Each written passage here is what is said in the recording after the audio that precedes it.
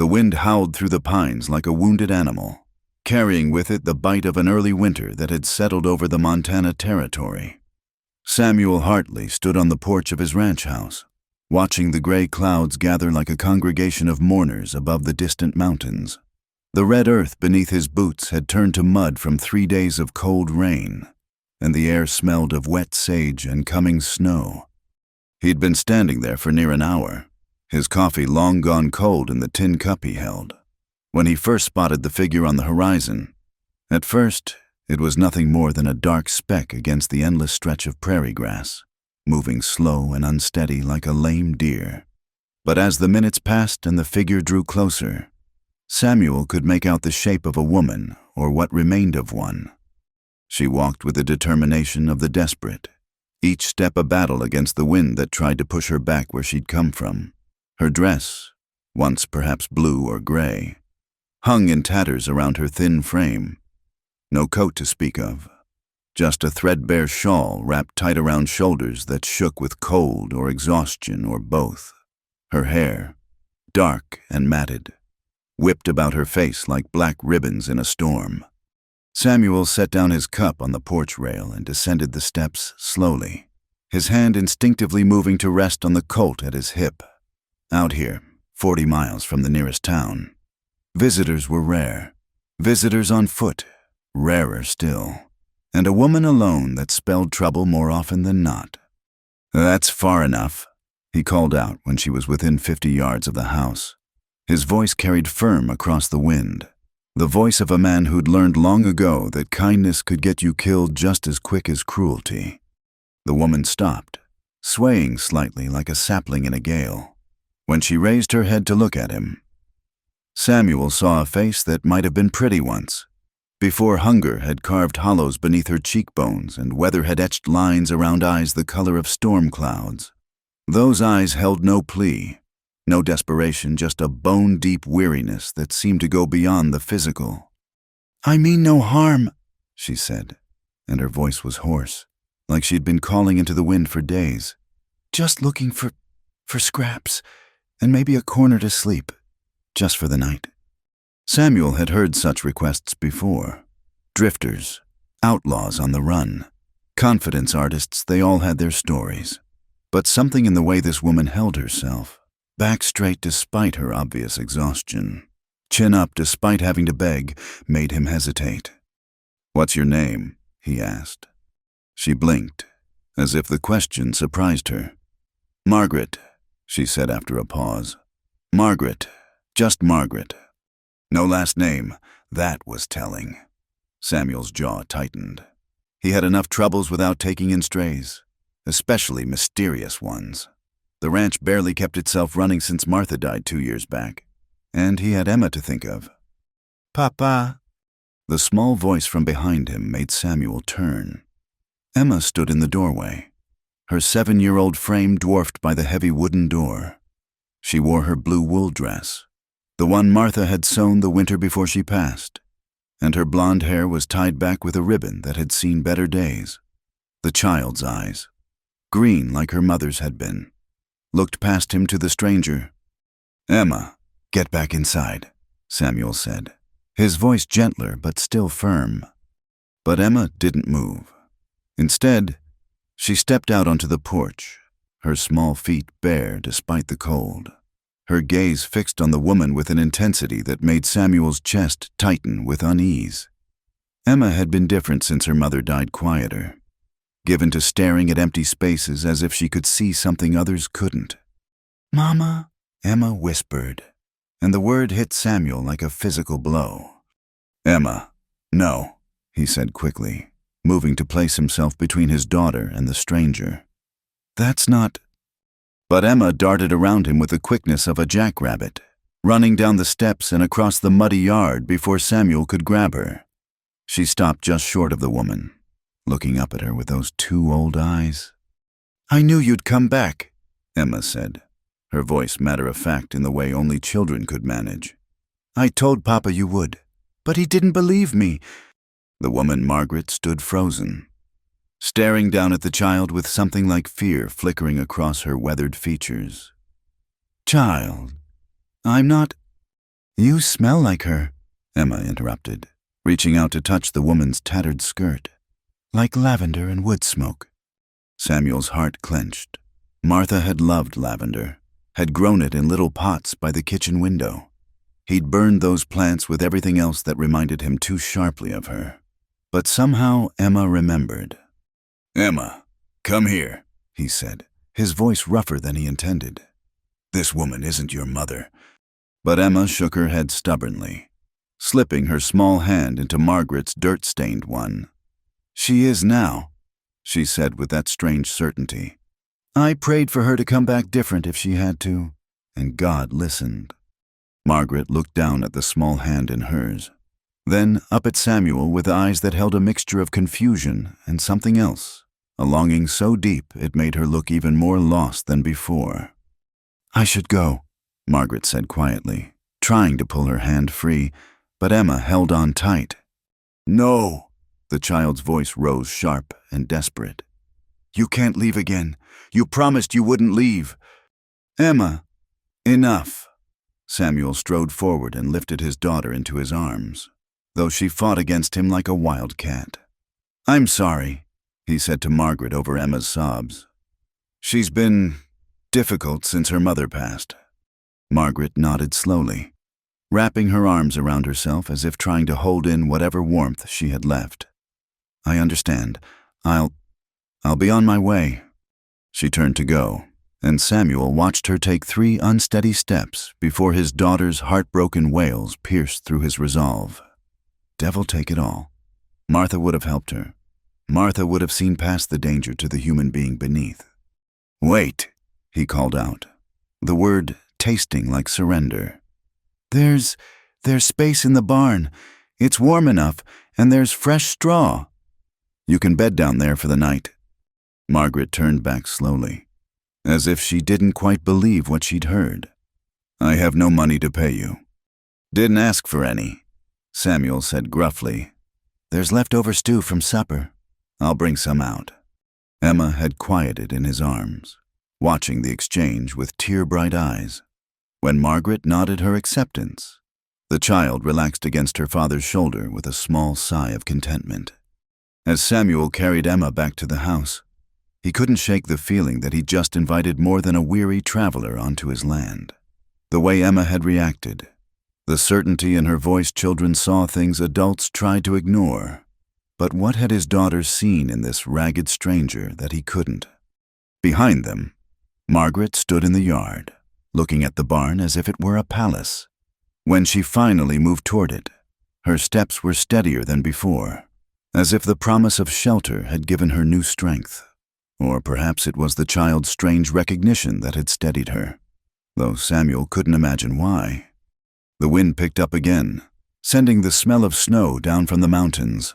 Winter was coming early this year, and it would be a hard one. Samuel could feel it in his bones, the way old-timers claimed they could feel storms coming. But as he glanced back at the woman disappearing into the barn's shadow, he wondered if the storm had already arrived, wearing a tattered dress and carrying secrets in her empty hands. Emma murmured something against his neck, too quiet for him to make out, but it sounded like, "Thank you," and that made his unease deepen.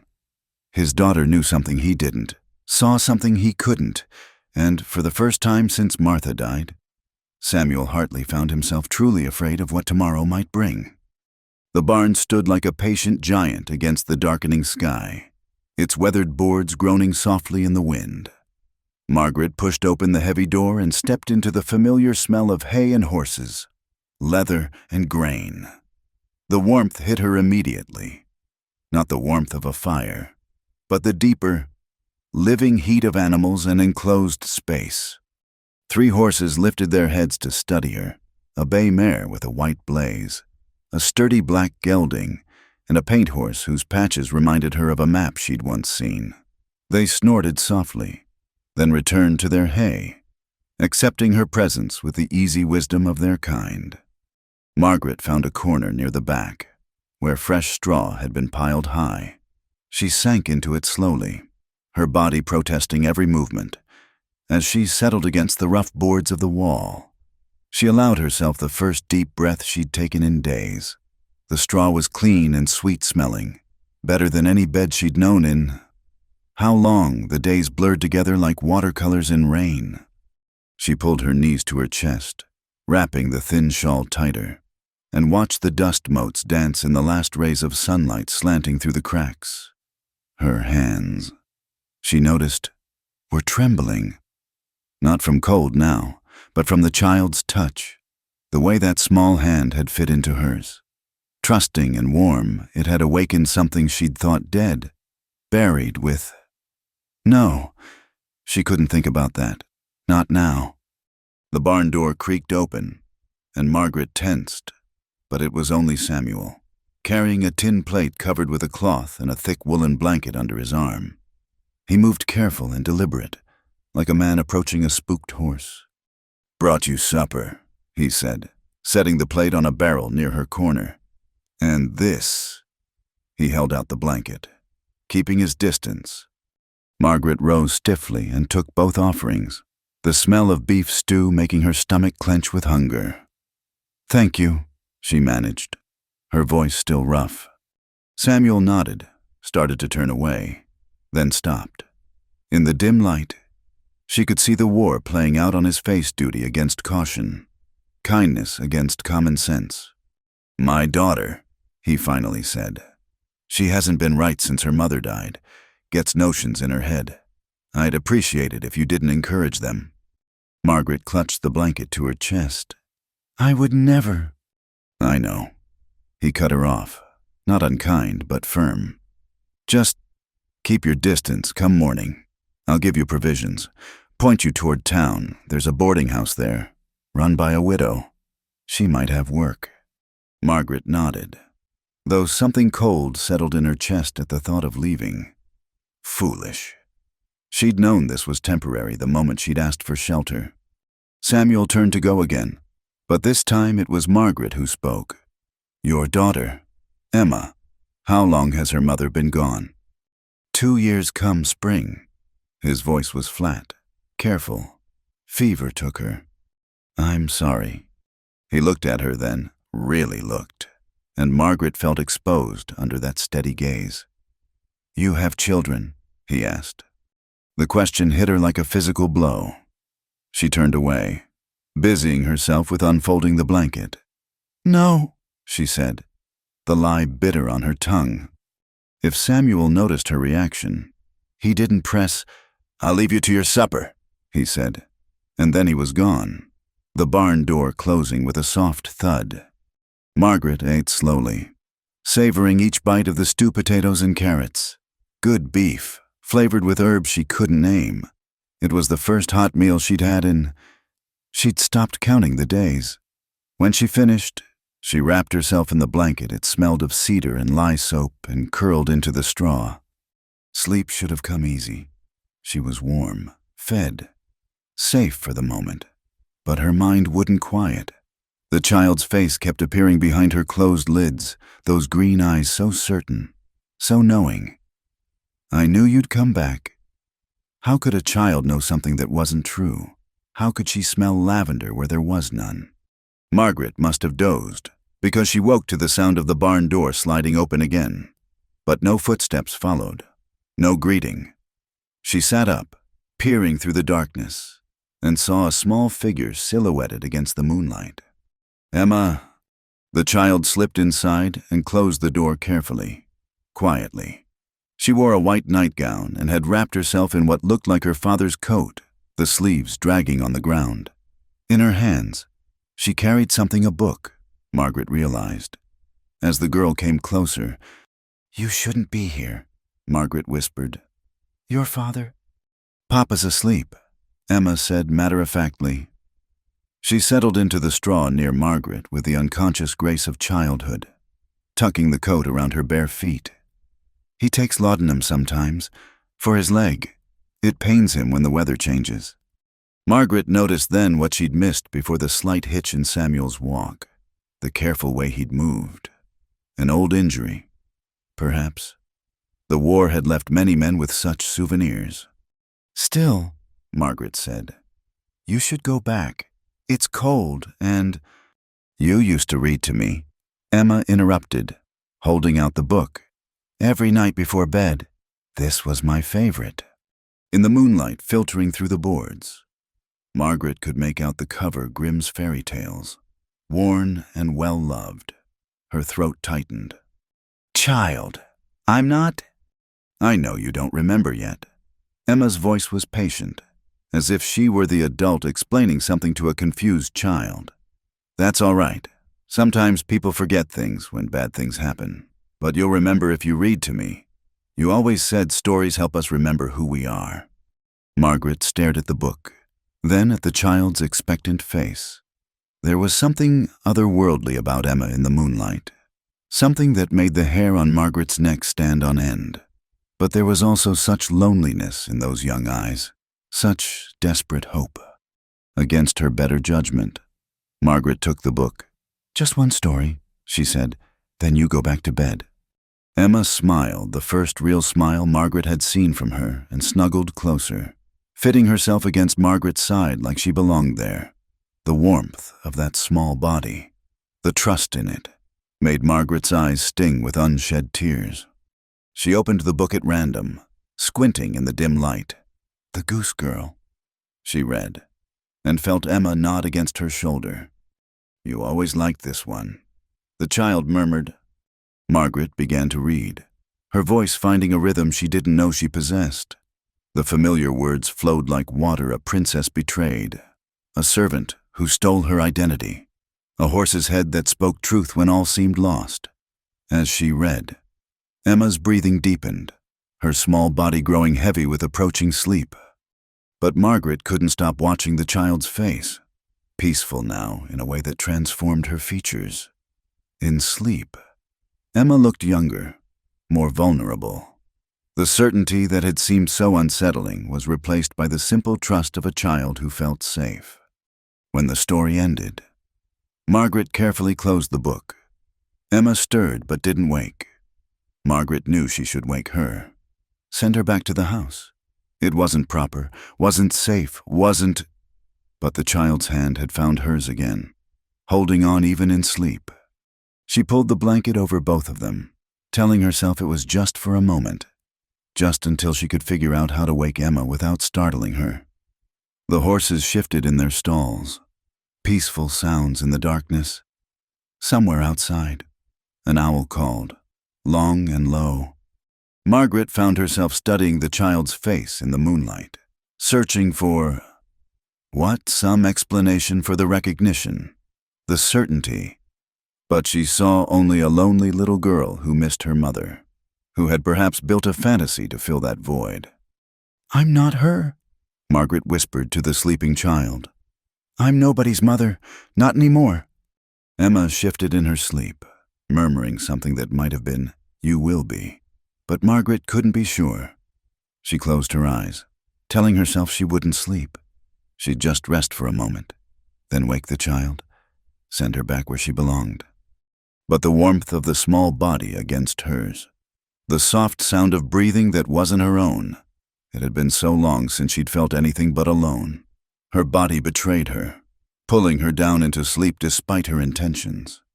She dreamed of lavender fields and a woman's laugh, of small hands learning to braid hair, and a voice saying, stories help us remember who we are. But when she woke hours later to the sound of a rooster crowing, the dreams scattered like morning mist, leaving only the weight of a child in her arms and the terrible certainty that she'd made a mistake.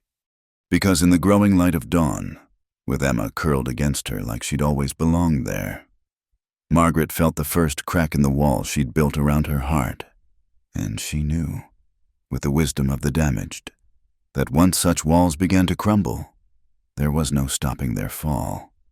The morning arrived with Samuel's voice cutting through the barn like a whip crack.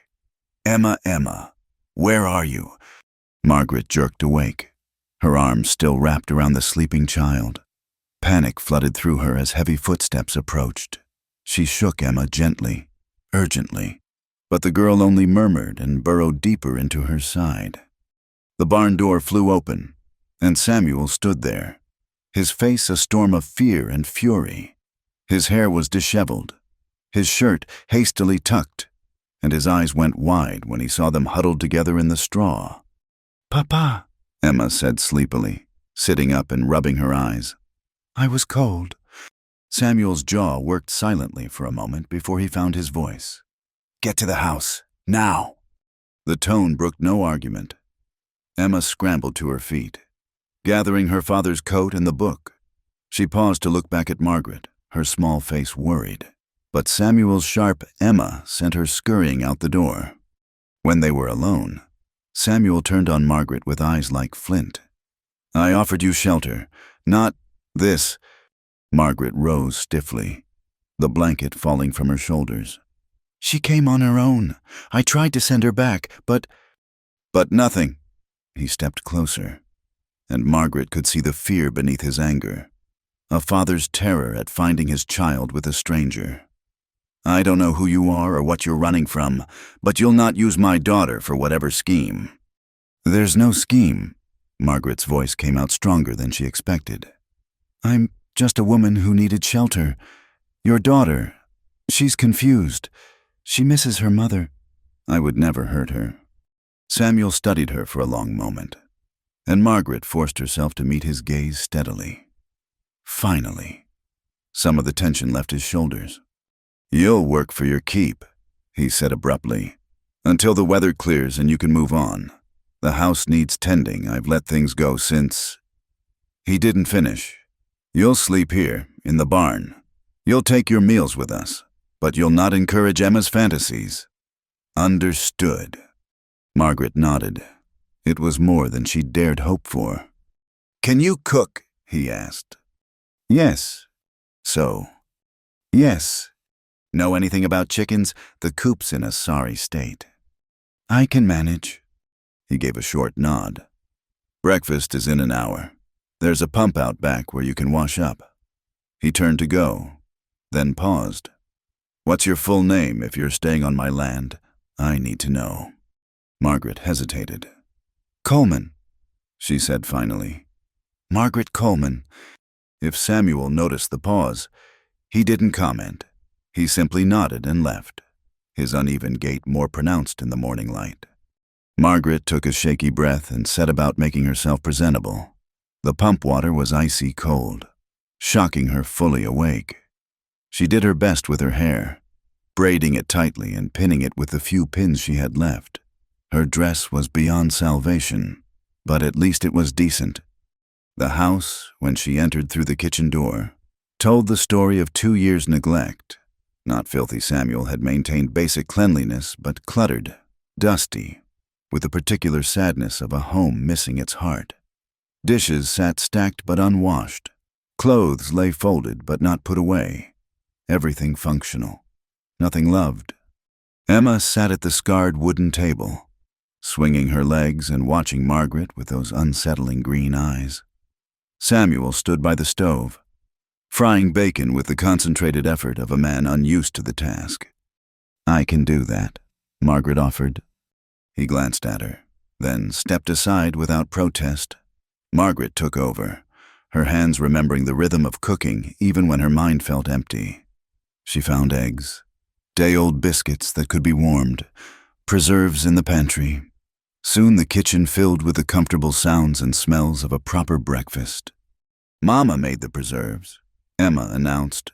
"Strawberry, from the patch behind the house."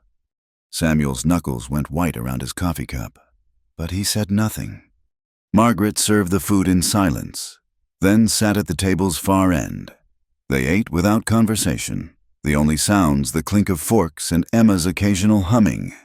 But Margaret felt the weight of observation, both father and daughter watching her, measuring her against different standards. After breakfast, Samuel showed her around the property. The chicken coop was indeed a disaster. The fence broken in 3 places and the nesting boxes rotted through. The garden had gone to seed, though Margaret could see the bones of what had been a well-planned plot. Inside the house, dust-coated surfaces that had once been polished to a shine. "I'll be working the north pasture today," Samuel said. "Emma has her lessons she can read and cipher well enough. Keep her at them until noon." He fixed Margaret with a hard look. "And keep your distance otherwise." But keeping distance from Emma proved impossible. The child was like a shadow, following Margaret from room to room as she cleaned. When Margaret tackled the kitchen, Emma sat at the table with her slate, doing sums but watching. When Margaret moved to the parlor, Emma relocated to the settee with her reader. "You're doing it wrong," Emma said as Margaret dusted the mantelpiece. Margaret paused. "Oh, Mama always started from the left, said it was important to have a system." Margaret obligingly started from the left. Emma nodded approval and returned to her book. The day fell into a rhythm. Clean this, mend that. With Emma's constant presence and occasional commentary, the child had an uncanny way of mentioning her mother just when Margaret thought she might relax. How Mama hung the washing, how Mama seasoned the soup, how Mama hummed while she worked. By afternoon, Margaret's nerves were strung tight. She escaped to the chicken coop, thinking surely Emma wouldn't follow her there. But within minutes, the girl appeared with a basket, ready to help gather eggs from the few hens that remained. "They don't lay much anymore," Emma said solemnly. "Papa says they're too old, but I won't let him." She trailed off, then brightened. "But you're here now. You'll make them better." "I'm not a miracle worker," Margaret said, examining the broken nesting boxes. "Mama said miracles come in all shapes." Emma reached for an egg, her small fingers careful. "Sometimes they look like ordinary things until you need them." Margaret's hand stilled on the rough wood. The child's faith was harder to bear than her father's suspicion. At least Samuel saw her clearly a stranger, potentially dangerous, temporarily useful. But Emma looked at her and saw something that wasn't there, couldn't be there. That evening, supper was a quiet affair. Margaret had managed a decent stew from the supplies available, and fresh bread from the sourdough starter she'd found lurking in the back of the pantry. Samuel ate with apparent approval, though he said little beyond asking Emma about her lessons. As Margaret cleared the dishes, she noticed him favoring his right leg more than he had that morning. The weather had turned again, cold rain spattering against the windows. She remembered what Emma had said about the laudanum and wondered about the injury war wound, farming accident, or something else. "I should check the animals," Samuel said, pushing back from the table. "I can do it," Margaret offered. "You've been working all day." He looked at her sharply, and she wondered if she'd overstepped. But after a moment, he nodded. "Check the bay mare especially. She's been off her feed." Margaret took the lantern he offered and made her way to the barn. The rain had picked up, cold drops finding every gap in her thin shawl. Inside, the animals greeted her with soft sounds familiar now, welcoming. She checked each horse carefully, noting the bay mare was indeed listless. Not sick, Margaret thought, just melancholy. She'd seen it before in animals who'd lost a companion. She spent extra time with the mare, stroking her neck and talking softly about nothing in particular. When she finally returned to the house, she found Samuel sitting by the parlor fire. Emma curled against his side. He was reading to her from what looked like a book of poetry, his voice different than she'd heard it softer, with the hint of an education that farming had roughened but not erased. They both looked up as she entered. Emma's face lit up, but Samuel's expression was unreadable. "The mare's not sick," Margaret reported. "Just sat, I think." Samuel nodded slowly. "She was Martha's horse. They were—" He cleared his throat. "She'll come around." Margaret understood the weight of that hesitation, the way grief could ambush you mid-sentence. She moved toward the kitchen, but Emma's voice stopped her. "Stay," the child said. "Papa's reading Byron. You like Byron?" Margaret froze. She did like Byron, or had in another life, but how could Emma know that? "It's late," Samuel said, but Emma was already making room on the small settee, patting the space beside her insistently. "Please," Emma said, and there was something in her voice that made both adults yield.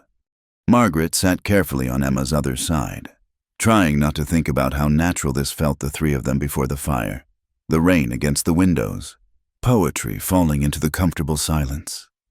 Samuel resumed reading, his voice carrying them through verses about love and loss, beauty and sorrow. Emma's head gradually drooped against Margaret's shoulder. Without thinking, Margaret adjusted to support her better and found Samuel watching her over his daughter's head. Their eyes met and held for a moment that stretched like taffy, full of questions neither was ready to ask. Then he closed the book. "She should go to bed," he said quietly. Margaret started to rise, but Samuel was already gathering Emma into his arms. The child murmured but didn't wake, her face peaceful in sleep. He carried her toward the stairs, then paused. "Thank you," he said without turning. "For today." Before Margaret could respond, he was gone, his footsteps fading up the stairs. She sat alone by the dying fire, wondering what she'd thanked her for, the work, the cooking, or the way she'd let his daughter lean against her like she belonged there. Outside, the rain intensified, drumming against the roof like impatient fingers. Margaret banked the fire carefully and prepared to return to the barn, but as she reached the door, she looked back at the empty room, at the books on their shelves, the samplers on the walls, the lived-in comfort of a home that was learning to breathe again.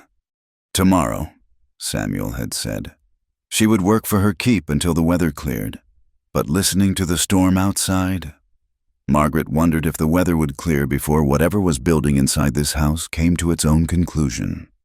Emma's certainty, Samuel's guarded watch, her own treacherous hope, they were all circling each other like planets around a sun that no longer existed. Or did it? As Margaret ran through the rain to the barn, she thought about Emma's words. "You'll remember if you read to me." Remember what she was, Margaret Coleman, a woman with empty hands and a careful lie, but for just a moment by the fire, with a child's weight against her shoulder and a man's voice reading poetry. She'd felt like someone else entirely. Someone who belonged. The riders came on the fourth day. Just as the morning mist was lifting from the valley, Margaret saw them first from the chicken coop, 3 men on horseback, moving with the deliberate pace of those who had business to conduct. Her hands stilled on the hammer she'd been using to repair the nesting boxes, and her heart began a slow, heavy rhythm in her chest. She knew that kind of approach, had seen it before, in another life. Another place. Men who rode like that were either lawmen or trouble, and out here, the distinction often blurred. Margaret set down the hammer carefully and wiped her hands on her apron, one of Martha's. Samuel had said, practical brown calico that had seen better days. Through the coop's slanted boards, she watched the riders draw closer. The lead man was heavy-set, wearing a long duster despite the warming weather. The other 2 were younger, leaner, with the watchful eyes of hired guns. She should run. Every instinct screamed it. But Emma was in the house, working on her letters at the kitchen table. Samuel was in the east field, too far to signal. If she ran now, she'd leave them to face whatever questions these men brought. The riders stopped at the porch, and the heavy man dismounted with a grunt. Margaret forced herself to move, walking toward the house with steady steps, the egg basket over her arm like any farm woman about her morning chores. "Morning," the heavy man said, touching his hat brim. His eyes were pale blue, cold as winter creek water, and they studied her with an intensity that made her skin crawl. "Looking for Samuel Hartley. He around?" "In the field," Margaret said, keeping her voice level. "Can I help you with something?" The man's smile didn't reach those cold eyes. "Well now, that depends. You Mrs. Hartley?" "No." The word came out too quick, too sharp. She tried again, softer. "I'm the help housekeeper." "That's so?" He looked her up and down, taking in the worn dress, the calloused hands, the way she stood balanced, ready. "Funny thing, we heard tell of a woman matching your description passing through these parts.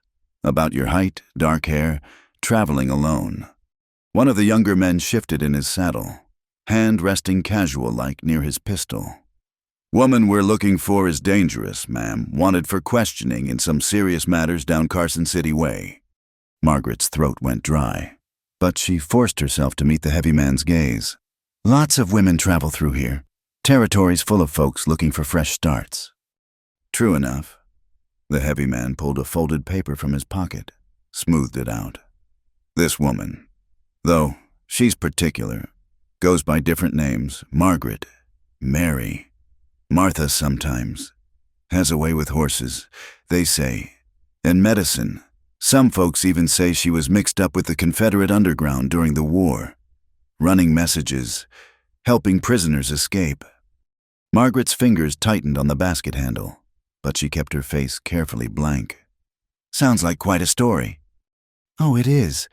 His smile widened. "See, this woman, she was supposed to hang for treason, but she disappeared right before the sentence could be carried out. That was 8 years ago. Government's got a long memory for that sort of thing." The kitchen door banged open, and Emma appeared on the porch. "Margaret, I finished my—" She stopped, seeing the men, and her small face went wary. "Go back inside, Emma," Margaret said quietly. But the heavy man was already moving, surprisingly quick for his size. "Well, hello there. Little miss, you must be the Hartley girl." Emma nodded slowly, pressing back against the doorframe. Her eyes found Margaret's, asking a question Margaret couldn't answer. "Tell me," the man continued, his voice going soft and coaxing, "how long has this lady been working for your PA?" Emma's chin lifted, and for a moment she looked so much like Samuel that Margaret's heart clenched. "Forever," the child said firmly. "She's been here forever." The man chuckled. "Now, little miss, that can't be true. Your papa only put out word for help last week in town." "She's been here forever," Emma repeated, her voice getting that strange, certain quality that made the hair rise on Margaret's neck. "She belongs here. She smells like lavender and makes the best biscuits and reads to me at night." One of the younger riders snorted, "Kid's touched in the head. Garrett." The heavy man Garrett held up a hand for silence. He studied Emma with those cold eyes, then looked back at Margaret. Interesting. Very interesting. The sound of hoofbeats made them all turn. Samuel was riding in hard, having spotted the strangers from the field. He pulled up short, taking in the scene the 3 men, Margaret standing tense by the porch, Emma pressed against the door. "Gentlemen," he said, dismounting slowly. His hand stayed clear of his gun, but Margaret could see the readiness in his stance. "Something I can help you with." Garrett turned. All business now. "Samuel Hartley, name's Garrett, working with the federal marshals. We're looking for a woman. Wanted fugitive. Had word she might have passed through here." Samuel's eyes flicked to Margaret, then back to Garrett. "Haven't seen any strangers except Margaret here, and I hired her through the newspaper advertisement." "When was that, exactly?" "Week ago," Samuel said without hesitation. "She had references from the widow Morrison in town. You can check with her if you like." Margaret's breath caught. There was no widow Morrison, no references. Samuel was lying for her, smooth and easy as breathing. Garrett's eyes narrowed.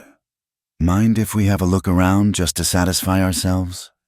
"Yes," Samuel said flatly. "I do mind. This is my land, my home. You want to search it. You come back with a warrant and a real marshal, not just talk about working with one." The tension stretched taut between them. One of the younger men shifted, eager, but Garrett held up a hand again. "Now, Mr. Hartley, no need for unpleasantness. We're just following up on information. This woman we're looking for, she's dangerous. Some say she's got blood on her hands from the war. Wouldn't want her around your little girl there." "My daughter's safety is my concern," Samuel said, his voice going low and dangerous. "Now, I've been polite, but you're trying my patience. Off my land." Garrett studied him for a long moment, then nodded slowly. "All right, Mr. Hartley, we'll go, but we'll be in town for a few days. Asking questions. If this woman shows up, or if your memory improves about any strangers, you know where to find us." He moved toward his horse, then paused, looking back at Margaret. "You know, it's funny. The woman we're looking for had a daughter once. Little girl about that age." He nodded toward Emma. Shame what happened to her. Margaret's knees nearly buckled, but she held herself rigid, face blank as stone. Garrett mounted up, tipped his hat. "Ladies, Mr. Hartley, we'll be seeing you." They rode off slow, taking their time, making sure their presence was felt. Margaret stood frozen, watching until they disappeared over the rise. Only then did she realize she was shaking. "Inside," Samuel said quietly. "Both of you." In the kitchen, Margaret sank into a chair, her legs finally giving out. Emma immediately climbed into her lap, small arms wrapping around her neck. "They're bad men," Emma whispered. "They wanted to take you away." Samuel stood by the window, watching the road. "That true?" he asked without turning. "What they said?" Margaret held Emma tighter, breathing in the little girl's scent of her soap and sunshine, and something indefinable that made her arms ache with memory. "Some of it," she admitted. "Not all." "The war." "Yes. The hanging." "It wasn't. It's complicated." He turned then, and she expected to see fear or anger in his face.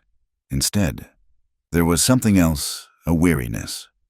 Maybe, or recognition. "My brother rode with Quantrill's raiders," he said quietly.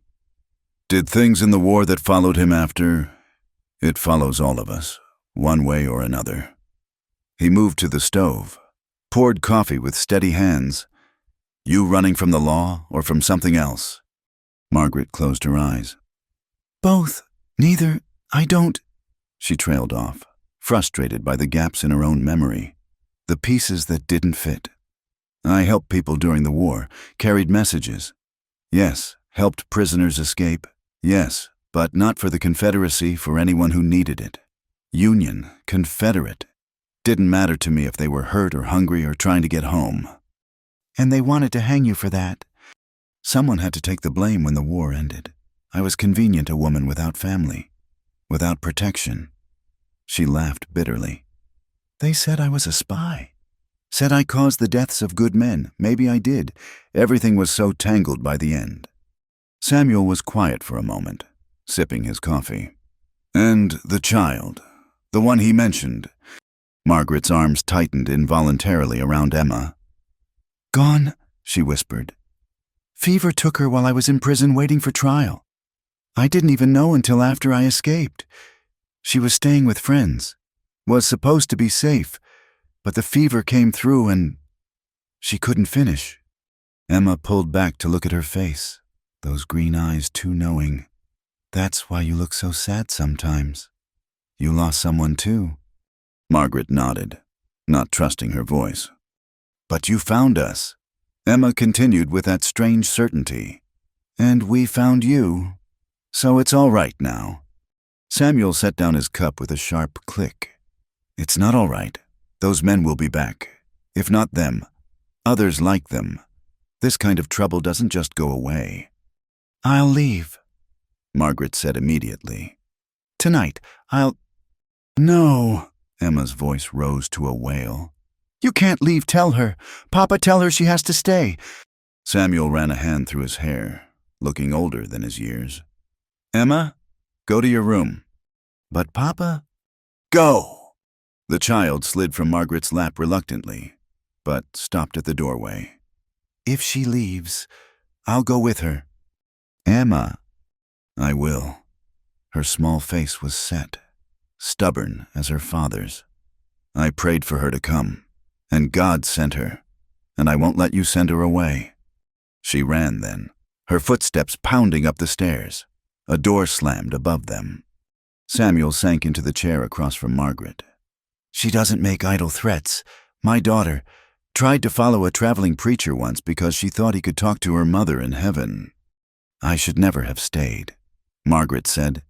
I knew it was dangerous, but Emma, she was so certain. And I was so tired. Why did you stay? The question hung between them. Margaret looked at her hands, work roughened now from 4 days of honest labor. Because she looked at me and saw something I'd forgotten how to be. Because for just a moment, I thought maybe I could pretend. Pretend what? She met his eyes then, letting him see the raw truth, that I could be someone who belonged somewhere, someone who had a reason to stop running. Samuel was quiet for a long moment. Then, my wife saw things others didn't. Emma has that same gift or curse, depending on how you look at it. Martha knew she was dying weeks before the fever took her. Told me God was sending someone for Emma, someone who'd understand her ways. I thought it was grief talking. He stood, moved to the window again. I don't care what you did in the war. Half the men in this territory have things they'd rather forget.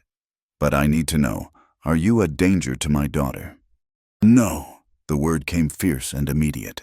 I'd die before I let harm come to her. He nodded slowly. Then you'll stay. For now. We'll figure out what to do about Garrett and his men. Maybe Widow Morrison really does need help. She's a good woman, would back our story if asked right. Why would you do this? He turned back to her, and for the first time, she saw something soft in his expression. Because my daughter hasn't really smiled since her mother died. Because the house feels less empty with you in it. Because maybe Martha was right about God sending someone. He shrugged. Or maybe I'm just a fool. Wouldn't be the first time. From upstairs came the sound of Emma's door opening. Small feet on the landing. Listening. Samuel's mouth quirked in what might have been a smile. You can come down, he called. But you apologize to Margaret for causing worry. Emma flew down the stairs and back into Margaret's arms. I'm sorry, she said, not sounding sorry at all. But I knew you wouldn't really leave. You can't. You're home now. Margaret looked over the child's head at Samuel, seeing her own wonder reflected in his eyes. Home. Such a simple word for such a complicated thing. Outside, danger circled like wolves in winter. But inside, in this kitchen that smelled of coffee and bread, with a child's arms around her neck and a man's cautious trust, Margaret felt something she hadn't felt in 8 years. Hope. The storm came 3 nights later, rolling down from the mountains like God's own fury. Margaret woke to thunder that shook the barn walls and lightning that turned the darkness white bright through the cracks in the boards. But it wasn't the storm that had pulled her from sleep. It was the dream. Always the same dream. Fire and shouting. Small hands reaching for her through iron bars. A voice, high and sweet, calling Mama until it was swallowed by the roar of fever and flame. She sat up gasping, her nightgown soaked with cold sweat, the taste of smoke and loss bitter in her mouth. The horses were restless, stamping and whinnying as another crack of thunder split the sky. Margaret rose on shaking legs, wrapping the blanket around her shoulders. She needed air, needed sky, needed to move before the memories crushed her. She pushed open the barn door and stepped into the tempest. Rain hit her like cold needles, soaking through the blanket in seconds. The wind tore at her hair, pulling it free from its braid. Good. Let the storm wash her clean. Let it scour away the past that clung like grave dirt. Margaret walked blind into the darkness. No destination in mind, only away. Away from the warm barn that had begun to feel too much like safety. Away from the house where a child slept peacefully, trusting in tomorrow. Away from the man who looked at her with eyes that saw too much. She didn't realize where her feet were taking her until she stood at the edge of the canyon that cut along the northern border of Samuel's land. Here the ground fell away sharp and sudden, a black mouth yawning in the storm-lit darkness. The river far below roared with snowmelt and rain, angry and swollen. Margaret stood at the precipice, toes curled over the edge, rain streaming down her face like the tears she couldn't shed. It would be so easy. One step, The river would take her body. The storm would wash away all traces. Samuel and Emma would wake to find her gone, would think she'd run from Garrett's threats. They'd be sad for a time, but they'd move on. Find another housekeeper. Forget the strange woman who'd pretended, for just a few days, to belong. The war had taken everything her husband, dead at Antietam before he ever knew she carried his child, her daughter, lost to fever while Margaret rotted in a Union prison. Her name, her history, her very self, all sacrificed to survival. What was left a woman made of shadows and lies, bringing danger to the only people who'd shown her kindness in years. Lightning illuminated the canyon, and for a moment Margaret saw it all clear: the jagged rocks, the churning water, the finality of that single step. She lifted one foot, balanced on the edge between being and not being. Margaret. The voice came from behind, barely audible over the storm. She turned, saw a figure struggling through the wind and rain. Samuel, coatless, hatless, soaked to the skin. "Get back," she shouted. "Just go back." But he kept coming, fighting for each step against the gale. When he was close enough, she could see his face in the lightning flashes, not angry, not afraid, determined. Emma woke up screaming. He called over the wind. "Said you were in trouble. Said you were going to do something terrible." Of course, the child who saw too much knew too much. Margaret turned back to the canyon. "Go home, Samuel. Take care of your daughter." "Our daughter." The words were quiet, but somehow she heard them clear through the storm. That's what she keeps saying. Our daughter, our family. She won't accept any other truth. Margaret laughed, wild and broken. "She's wrong. I'm nobody's family. I'm nothing but a ghost wearing a dead woman's clothes." "Then be a ghost." He was closer now, close enough to touch if she turned. "Be nothing. Be anybody. But be here. Be alive. You don't understand." "I understand plenty." His voice went rough. "I understand what it's like to lose everything. I understand what it's like to stand at the edge and think one step would end the pain. I understand what it's like to have a child look at you with eyes full of need when you've got nothing left to give." Margaret's balance wavered. The wind pushed at her back. Invitation and threat combined. "You know what stopped me," Samuel continued. "After Martha died, when I stood right where you're standing now. It wasn't noble thoughts or faith or any of that. It was stubbornness, pure, simple stubbornness. The thought that death would be letting them win the fever, the loss, the emptiness. So I decided to live one more day, just to spite them all." He was right behind her now. She could feel the warmth of him through the cold rain. "And then one more day, and another, not living, really, just existing, just going through the motions for Emma's sake." His hand touched her shoulder, gentle but firm. "Until 4 days ago, when a woman knocked on my door asking for scraps and a corner to sleep." "Don't," the word came out cracked. "Don't make this into something it's not." "I'm not making it into anything. I'm just telling you what is." His hand tightened. "Emma needs you. And maybe God help me for saying it, maybe I do too. This house has been a tomb for 2 years. You've brought something back to it, something I thought was gone forever. I bring danger. Those men will be dealt with, one problem at a time." He tugged gently at her shoulder. "Come back, please. If not for yourself, then for her.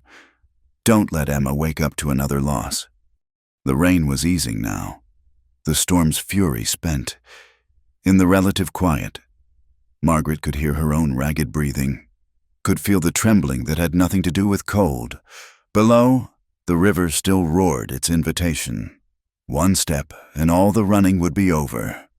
But behind her stood a man offering something else. Not peace, maybe, not forgetting, but purpose. A reason to take one more breath, last one more day. "I don't even know who I am anymore," she whispered. "Then we'll figure it out together." He moved closer, his chest almost touching her back. Turn around. Margaret, turn around and come home. Home. That word again. Dangerous as any cliff edge. But when lightning flashed once more, she saw not the canyon but Emma's face in her mind, those green eyes so full of certainty, that small hand so trusting in hers. Slowly, like a statue coming to life, Margaret turned. Samuel's face was inches from hers, rain-slicked and serious. Without speaking, he took her hand and led her away from the edge, back through the lessening storm. She followed numbly, one foot after another, choosing life not because she wanted it, but because death would hurt a child who'd already lost too much. They were halfway back when her legs gave out. The adrenaline that had carried her to the canyon's edge abandoned her all at once, leaving her shaking and weak. Samuel caught her before she could fall, swung her up into his arms like she weighed nothing. "I can walk," she protested. "Hush." His arms were strong, steady, safe. Let someone else be strong for once. Margaret had no strength left to argue. She let her head fall against his shoulder, closed her eyes against the rain. He carried her not to the barn, but to the house, up the porch steps and through the kitchen door. Emma was there, wrapped in a quilt, eyes wide and worried. "I knew," she said simply. "I knew you were sad." Samuel set Margaret down in the chair by the stove, then stoked the fire with quick efficiency. Emma climbed into Margaret's lap, small arms fierce around her neck. "You can't leave," the child whispered. "Promise you won't leave." Margaret looked over Emma's head at Samuel, who was filling the kettle, moving about his kitchen with quiet purpose. This man who'd come into a storm for her, this child who saw her truly and wanted her anyway. "I promise," she said, the words scraping her throat raw. "I won't leave."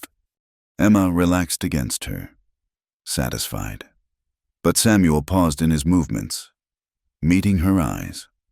He knew what that promise cost, knew it meant choosing to face whatever came Garrett and his men. The past that wouldn't stay buried, the dangerous hope of belonging. He nodded once, then went back to making tea. Outside, the storm was dying away, leaving only the quiet drip of rain from the eaves. Inside, Margaret held Emma close and let herself be held in return, moored to life by the weight of a child's trust and a man's stubborn faith. She'd stood at the edge and stepped back. Now came the harder part, learning how to live with that choice, learning how to be Margaret Coleman, who might or might not be who she claimed, but who was needed here, now, in this kitchen that smelled of wood smoke and safety. The tea was hot and sweet, flavored with honey and something else whiskey. Maybe from Samuel's medicinal supply. It burned away the last of the storm's chill, warmed her from the inside out. Emma dozed against her chest, finally believing the danger had passed. "Thank you," Margaret said quietly. Samuel shook his head. "Thank Emma. She's the one who woke me. Said you were standing somewhere high and dark, thinking terrible thoughts. Wouldn't let me rest until I went looking." Margaret stroked Emma's damp hair, wonder and fear warring in her chest. "How does she know things?" "Martha always said some folks are just closer to the veil between worlds. See things others miss." He sipped his own tea, thoughtful. "Used to frighten me. Now I'm grateful for it." They sat in companionable silence while the storm rolled away eastward, leaving stars peeking through the breaking clouds. When Emma's breathing deepened into true sleep, Samuel stood and gently took her from Margaret's arms. "You'll sleep in the house tonight," he said, brooking no argument. "Martha's sewing room has a bed. It's small, but it's warm and dry." Margaret was too tired to protest. She followed him upstairs, down a short hallway to a room barely bigger than a closet. But it had a window, a narrow bed with a colorful quilt, and shelves lined with fabric and thread, all the tools of a woman's quiet industry. "It's perfect," she said, and meant it. Samuel set Emma down on the bed, where she curled immediately into a ball. "She'll want to stay with you tonight. Do you mind?" Margaret looked at the sleeping child, at the trust written in every line of that small body. No, I don't mind. He nodded and turned to go, then paused in the doorway. Margaret, what you promised her, did you mean it? She met his eyes steadily. Yes, I meant it. Even with Garrett out there, even with whatever else might come. Especially then. She moved to the bed, pulled the quilt over Emma's shoulders. I'm tired of running, tired of being nobody, belonging nowhere. If I'm going to face judgment, I'd rather do it here, where at least for a moment I mattered to someone. Samuel was quiet so long she thought he'd left. Then, you matter, more than you know. By the time she turned, he was gone. Footsteps fading down the hall. Margaret stood alone in the little room that smelled of lavender, Martha's ghost still lingering in the dried bundles hanging from the rafters. She lay down beside Emma, who immediately curled into her side, one small hand fisting in Margaret's nightgown as if to hold her there. Outside, the storm had passed, leaving the night washed clean and gleaming. But inside, another storm was building, one made of hope and fear and dangerous possibility. Margaret closed her eyes and let it come. She'd chosen life at the canyon's edge.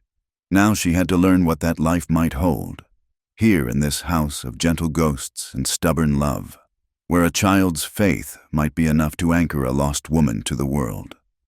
The trunk sat in the corner of the attic like a patient secret, dust motes dancing around it in the afternoon sun that slanted through the small window. Margaret had come up to look for winter blankets. The nights were growing colder, but Emma had other ideas.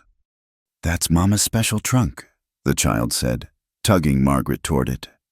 Papa locked it after she died, said it hurt too much to look inside. Margaret hesitated. In the week since the storm, since her promise to stay, she'd tried to respect the boundaries of Martha's memory, but Emma was already working at the old padlock with the certainty of a child who knew secrets. Where did you get that key? Margaret asked as the lock clicked open. Mama showed me where she hid it, in a dream. Emma's matter-of-fact tone made the hair on Margaret's neck prickle.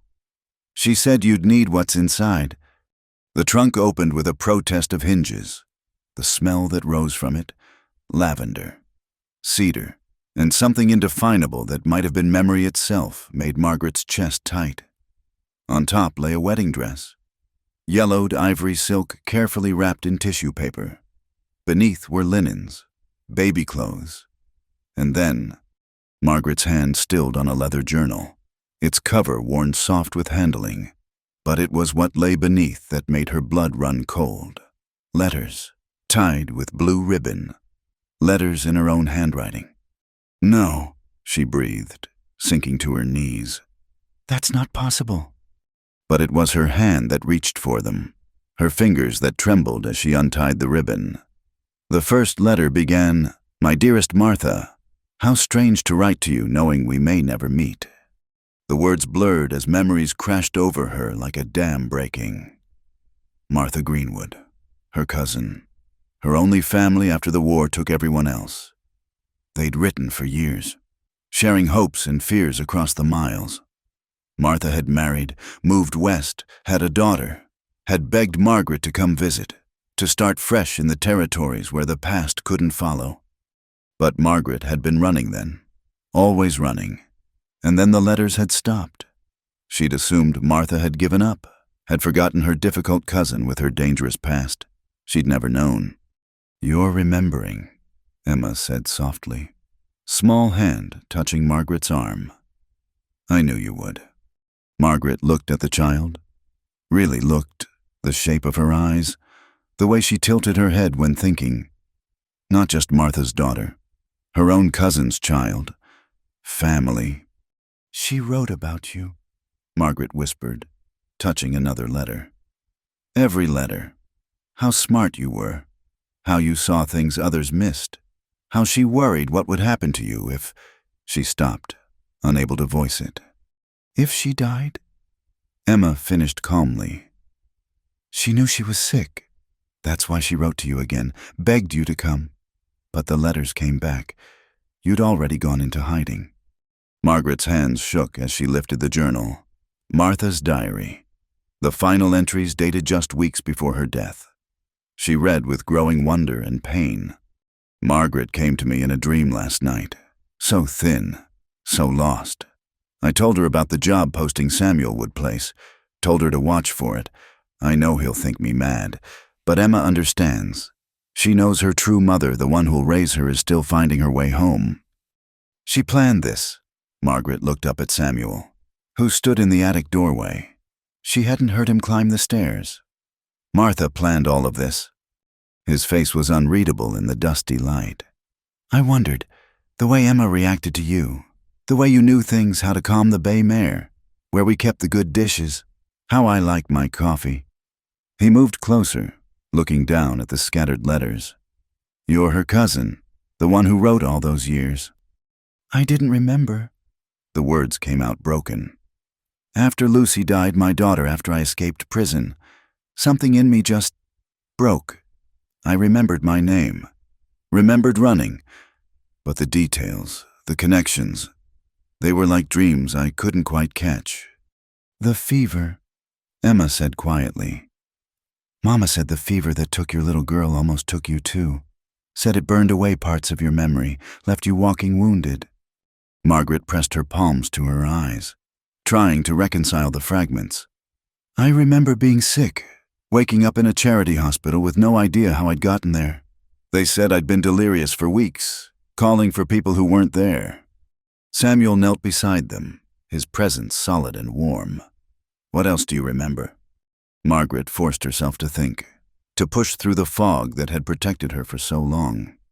I remember Martha writing about you, how you met at a church social, how she loved your serious nature but wished you'd laugh more, how happy she was when Emma was born. You sent a silver rattle.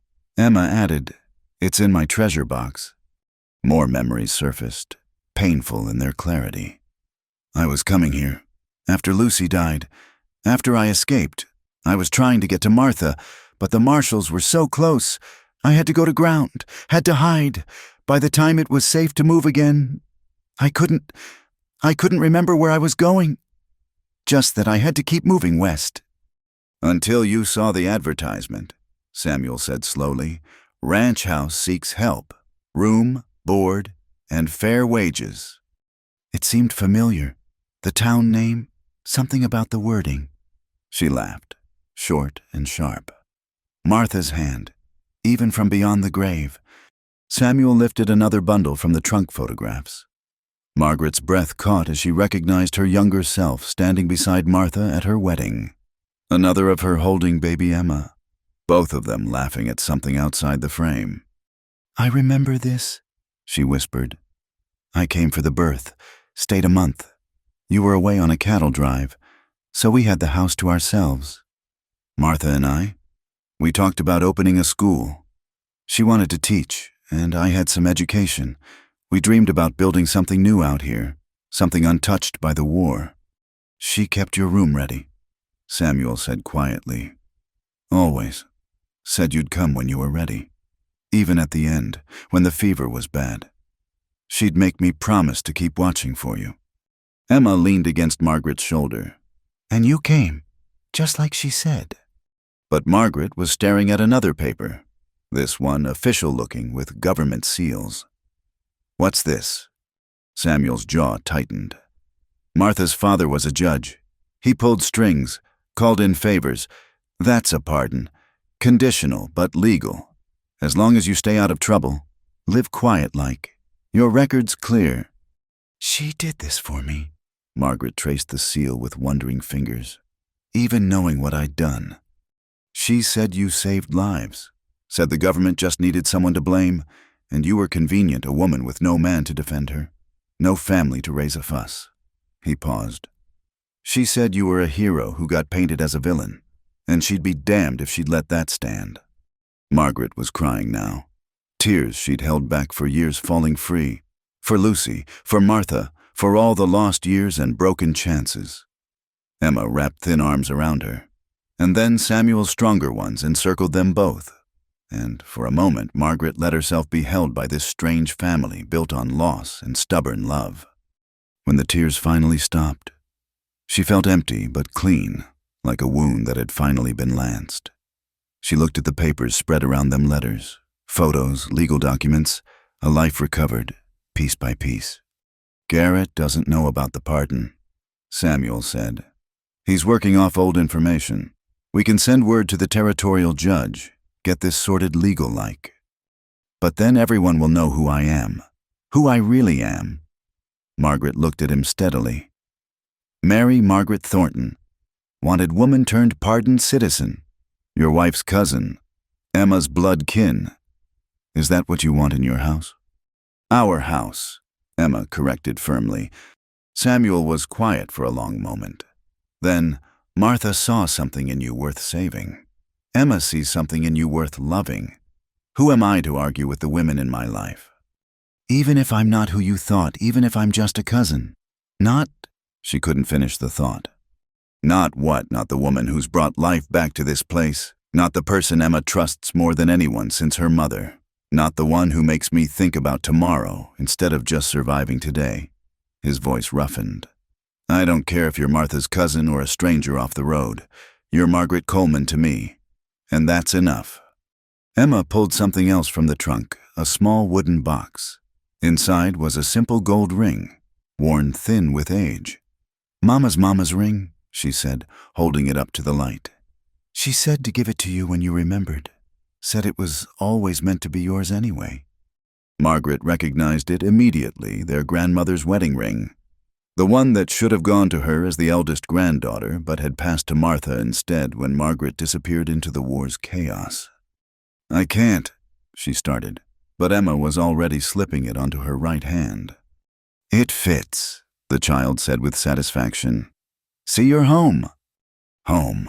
The word settled into Margaret's chest like a living thing, warm and terrifying and precious. She looked around the dusty attic, at the trunk spilling its secrets, at the man and child who waited patiently for her to choose. The marshals will be shown the pardon and sent on their way, Samuel said firmly. The town will gossip for a week and then find something else to talk about. Emma already knows who you are, the child said simply. You're my mother's cousin who got lost and now is found. You're the answer to her prayers and mine. Your family. Margaret closed her eyes, feeling the weight of the ring on her finger, the warmth of their presence beside her.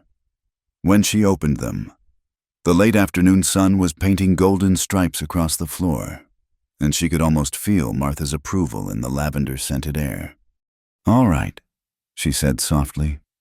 All right, I'll stop running. I'll be who I am, all of who I am. Mary Margaret Thornton Coleman, Martha's cousin, Emma's. She paused, looking at the child. Mama, Emma supplied firmly. Cousin by blood. Mama by choice. Samuel cleared his throat roughly. If that's settled, we should go down. Supper won't cook itself. And there are chores. Samuel Hartley, Margaret said, finding a spark of her old self in the recovered memories.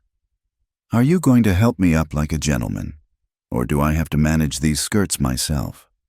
He blinked at her tone lighter, more assured than he'd heard before. Then a slow smile spread across his face, the first real smile she'd seen from him. It transformed him, made him look years younger. My apologies, ma'am, he said, offering his hand with exaggerated courtesy. Allow me. His hand was warm, calloused, steady. When he pulled her to her feet, she stood closer than strictly proper, looking up at him with eyes cleared of shadows for the first time in years.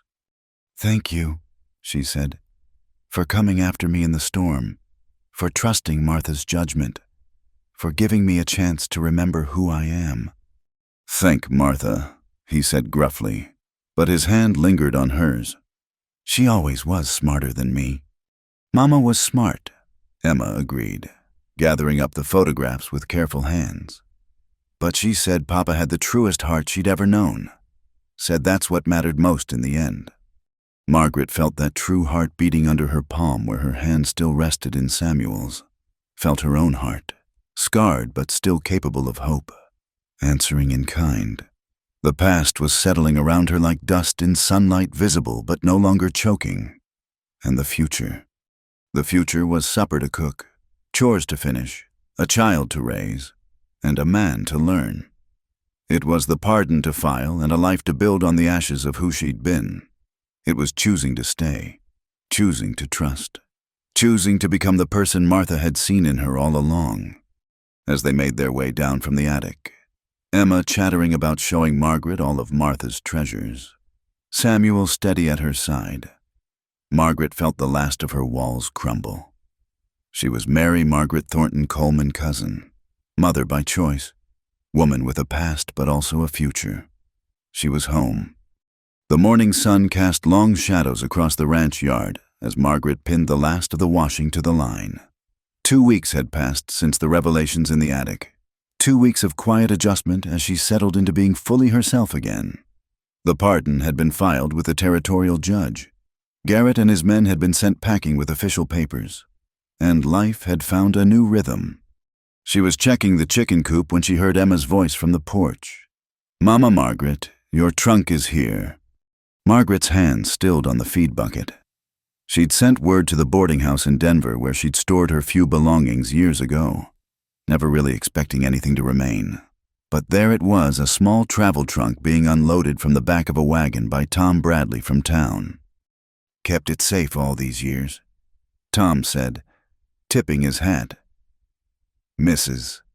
Hollowell at the boarding house. She never gave up hope you'd come back for it." Margaret signed for the trunk with hands that trembled slightly. Another piece of her past returning, another fragment of who she'd been. Samuel appeared from the barn, wiping his hands on his work pants, that careful look in his eyes that appeared whenever something from her former life surfaced. "Need help getting it inside?" he asked. She nodded, not trusting her voice.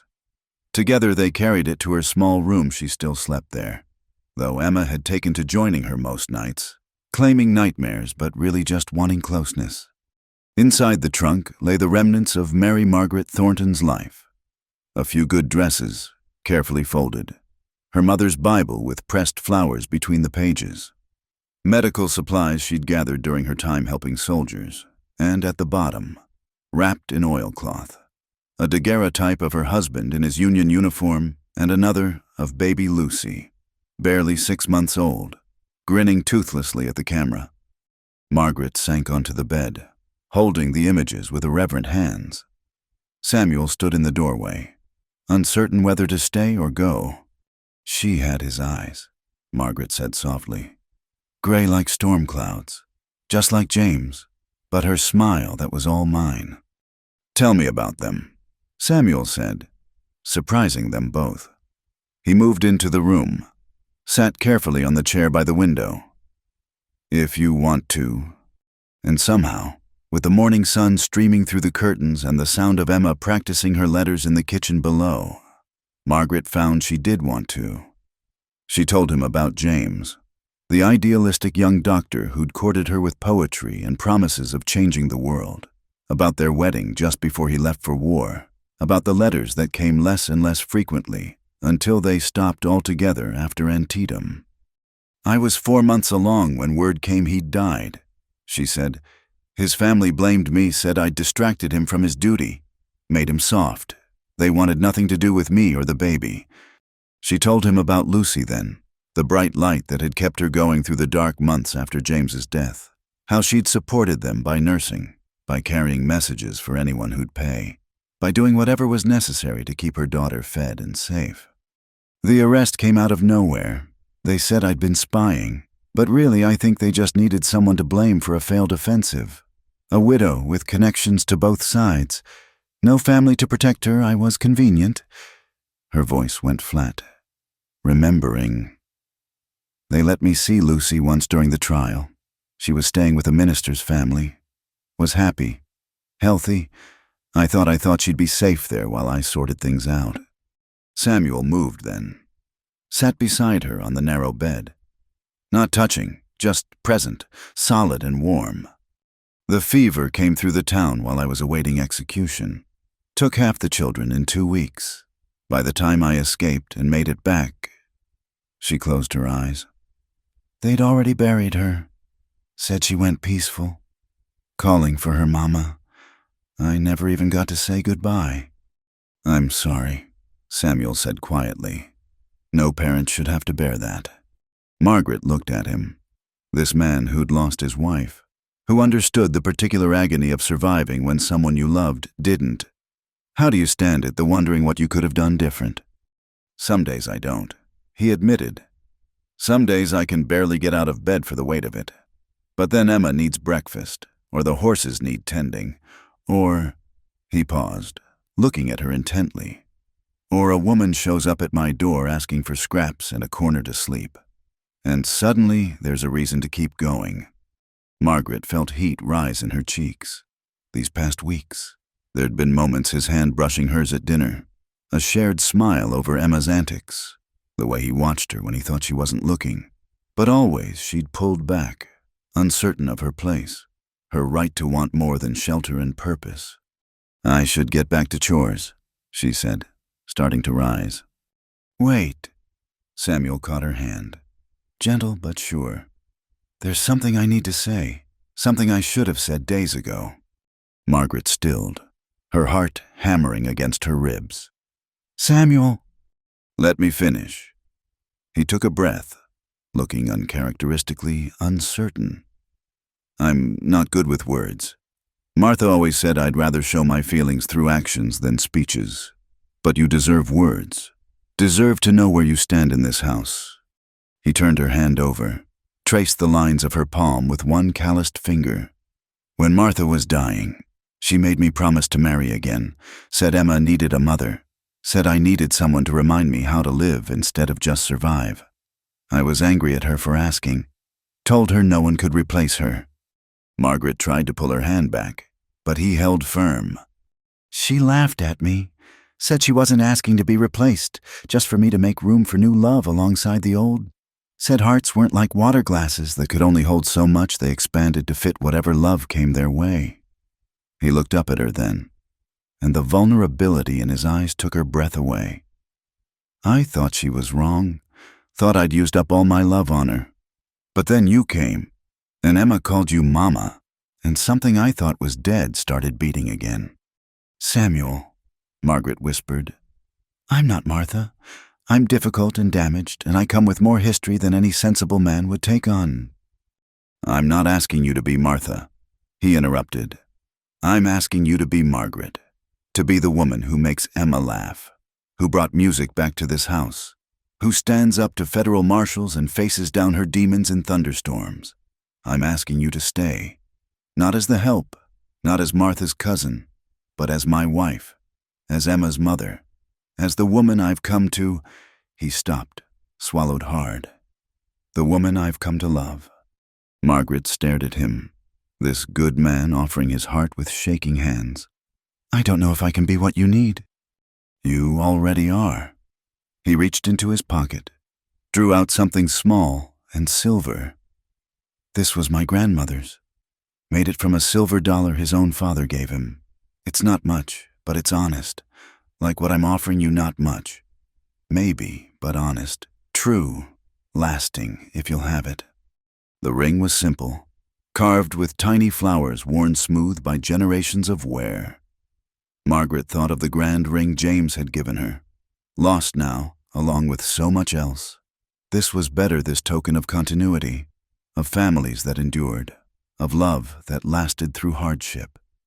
Emma, she started, would dance on the roof if she could manage it. Samuel finished.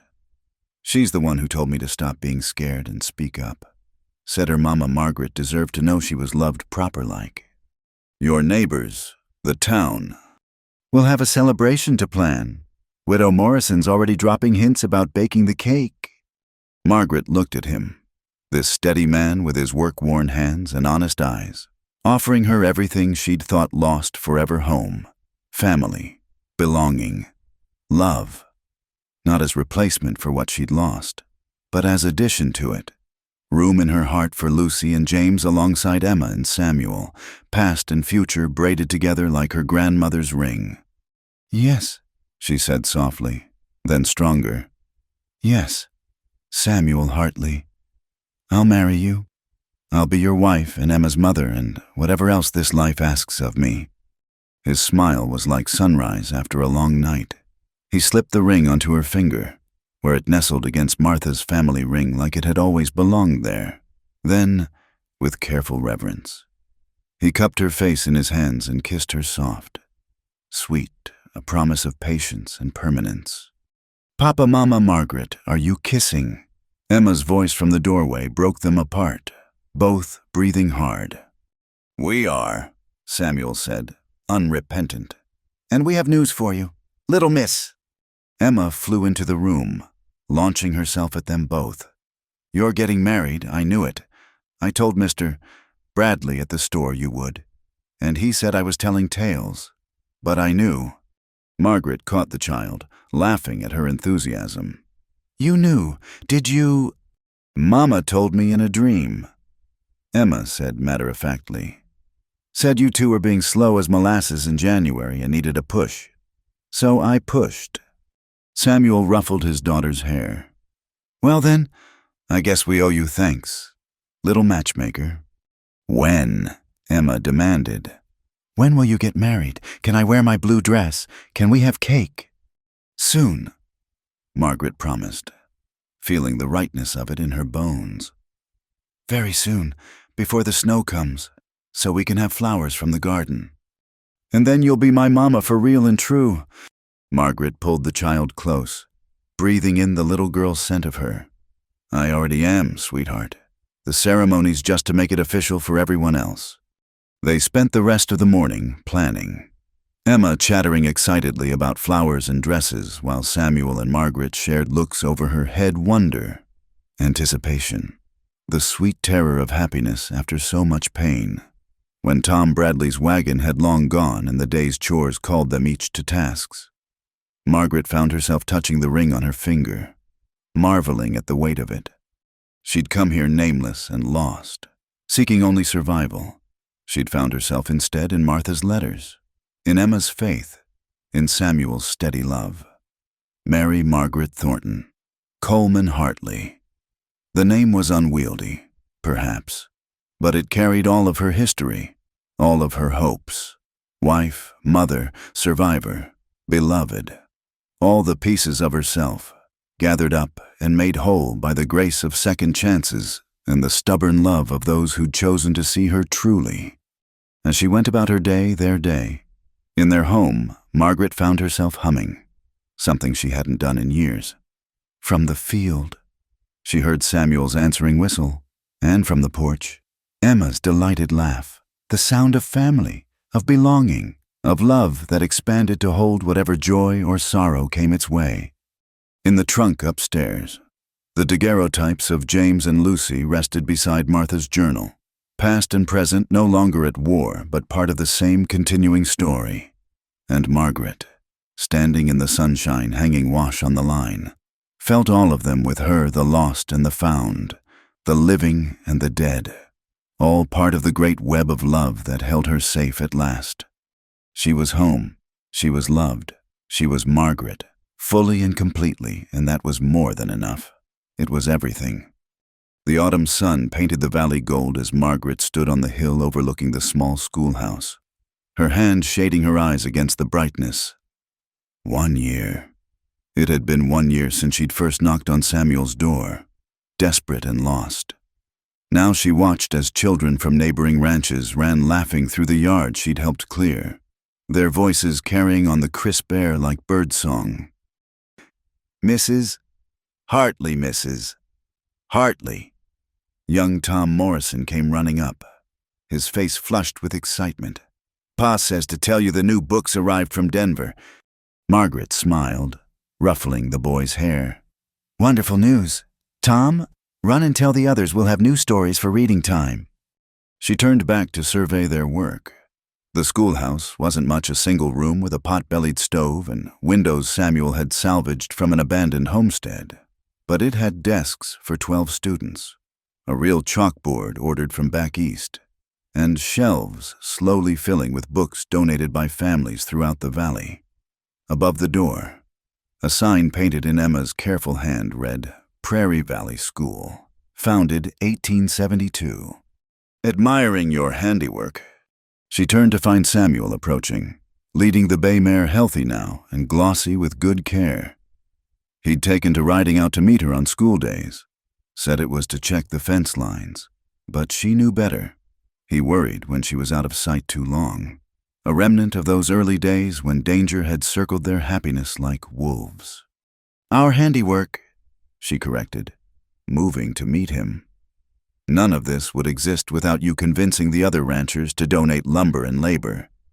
They didn't need much convincing once word spread that Mary Margaret Thornton, the woman who'd saved Union and Confederate soldiers alike, was teaching their children. He dismounted, caught her around the waist, and pulled her close despite the publicity of it. Marriage had made him bolder with his affections. Besides, they could see what you did for Emma. Every parent in the valley wanted that for their young ones. Margaret leaned into his warmth, marveling still at the simple pleasure of being held without fear. Speaking of our daughter, where is she? Helping Mrs. Morrison with the little ones. Thinks she's quite the assistant teacher now. His voice carried fond exasperation. She's already planning lessons for next week. She's a natural teacher. Gets that from Martha. Margaret felt the familiar bittersweet pang that came with speaking of her cousin. The grief had gentled over the months, become something she could carry without drowning. Gets it from you too, Samuel said firmly. The patience, the way of seeing what each child needs, that's all you... From below came the sound of the school bell, Emma's enthusiastic ringing calling everyone in from lunch. Margaret sighed, preparing to head down, but Samuel caught her hand. Wait, there's something... I have news. Something in his tone made her stomach flutter. Good news or bad? Good. I hope. He looked uncharacteristically nervous. Margaret, you haven't been feeling well lately. Tired, off your food. I've seen you pressing your hand to your belly when you think no one's watching. Heat flooded her cheeks. She'd thought she'd hidden it better. Samuel, are we going to have a child? The question hung between them, precious and terrifying. Margaret had wondered, had counted days and symptoms, but hadn't dared voice the possibility. After losing Lucy, the thought of another child was both her deepest desire and greatest fear. I think so, she whispered. I'm almost certain. His whoop of joy could probably be heard at the school below. He swung her around in a circle, laughing like a boy, before setting her down gently as if she were made of spun glass. A baby, he breathed, wonder in every syllable. Our baby. You're not worried about what happened before. The old fear crept in, the memory of a small grave in a churchyard far away.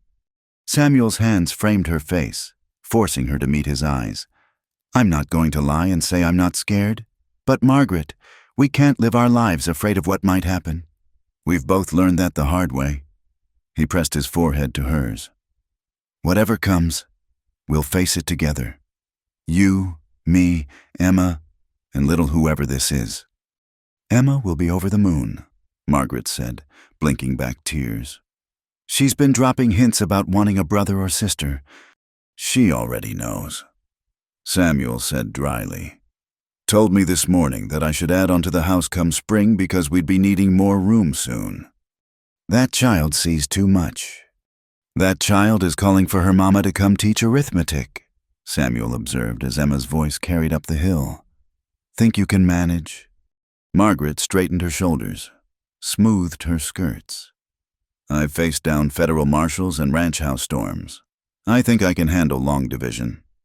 They walked down together, Samuel leading the mare, Margaret's hand tucked in his arm. The schoolhouse was full of controlled chaos children aged 6 to 14 finding their seats. Emma efficiently distributing slates and chalk, Widow Morrison trying to quiet the youngest ones. Good afternoon, class, Margaret called, and the room settled like magic. She'd found her teacher's voice early on, the perfect blend of warmth and authority that commanded attention without fear. Good afternoon, Mrs. Hartley, they chorused back. As Margaret moved to the chalkboard, she caught sight of their reflection in the window, Samuel settling in the back with the other parents who stayed for lessons. Emma perched properly at her desk but glowing with pride, herself standing tall and confident before the class.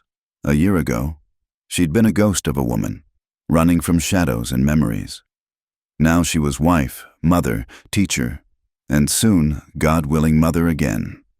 The lesson flowed smoothly. Mathematics giving way to reading, then to history.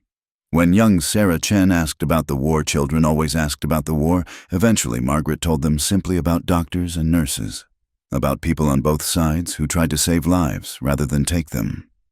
She spoke of choices and consequences, of the importance of seeing the humanity in everyone, even enemies. "My ma says you were a hero," piped up Jake Patterson, the rancher's youngest boy. "I was just a woman trying to do right," Margaret corrected gently. "Real heroes are the people who choose kindness when it would be easier to choose hate, who build instead of tear down, who teach instead of letting ignorance flourish." She gestured around the room. "Heroes like your parents, who worked together to build this school, like you, when you share your lunch with someone who forgot theirs or help a younger child with their letters." After school, as parents collected their children and the afternoon light slanted gold through the windows, Samuel helped Margaret tidy the classroom. Emma had run ahead to start supper, proud of her new responsibilities. "You were brilliant today," Samuel said, washing the chalkboard with careful strokes. "The way you handled the war questions, even Patterson looked thoughtful. And he's not known for thinking past his cattle." "They need to know," Margaret said, stacking books on the shelf. "Not the ugly details, but the truth that war is complicated, that people are complicated. That's how we keep from repeating the same mistakes." She paused, hand on her belly where new life grew.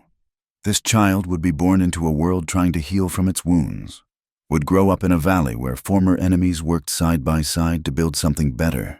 The thought filled her with fierce hope. "What are you thinking?" Samuel asked, coming to stand behind her, arms wrapping around her waist. "About the future, about Emma teaching her little brother or sister to read, about this school full to bursting with valley children, about—" She turned in his arms, looked up at his beloved face.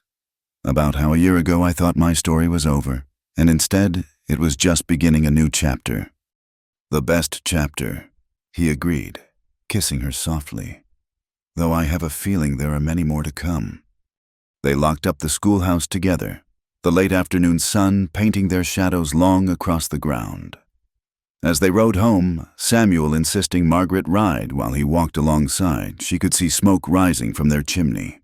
Emma's small figure moving past the kitchen window. Home, family, purpose, all the things she'd thought lost forever, rebuilt from ashes and determination and love. The grave markers in the small cemetery beside the school caught the light Martha's stone now surrounded by late wildflowers, Emma refreshed weakly.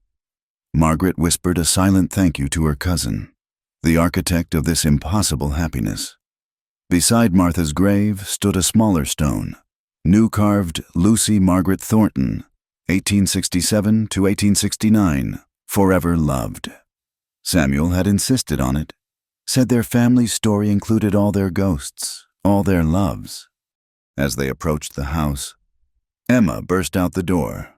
"Mama, Papa, I made stew and cornbread and Mrs. Morrison sent apple cake and—" She paused, studying them with those two knowing eyes. "Something's happened. Something good." "Something wonderful," Margaret confirmed, dismounting carefully. "Come inside, sweetheart. We have news to share." Later, after Emma's delighted squeals had quieted, after supper was eaten and dishes washed, after prayers were said and Emma tucked into bed still planning names for her future sibling, Margaret and Samuel sat on the porch watching the stars emerge. "No regrets?" Samuel asked, pulling her close against the evening chill. Margaret thought of the winding road that had brought her here, the love and loss, the running and hiding, the moment she'd stood at the cliff's edge and chosen life. She thought of Martha's faith, Emma's trust, Samuel's steady love, of the children she'd taught today and the child growing within her, of the woman she'd been and the woman she'd become. "Not one," she said, meaning it with every fiber of her being. "This is where I was always meant to be." The stars wheeled overhead, constant as promises, bright as hope, and Margaret Hartley, once lost, now found, sat in the circle of her family's love and knew herself complete. The girl who'd asked for scraps and a corner to sleep had found instead a feast of belonging, a whole house to call home, and a love that made room for all she'd been and all she would become. In the distance, a coyote called, wild and free, but Margaret no longer heard it as a lonesome sound.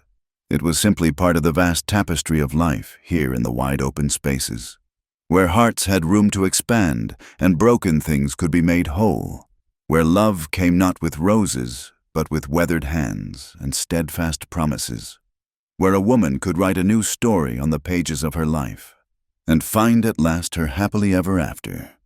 The end. Thank you for listening to this Wild West love story. If you enjoyed Margaret and Samuel's journey, please let us know in the comments where you're listening from. We'd love to connect with our audience across the world. Don't forget to subscribe to the From Wild West channel for more authentic frontier tales of love, redemption, and second chances. Share your thoughts on Margaret's transformation and what touched your heart the most. Until our next story, partners.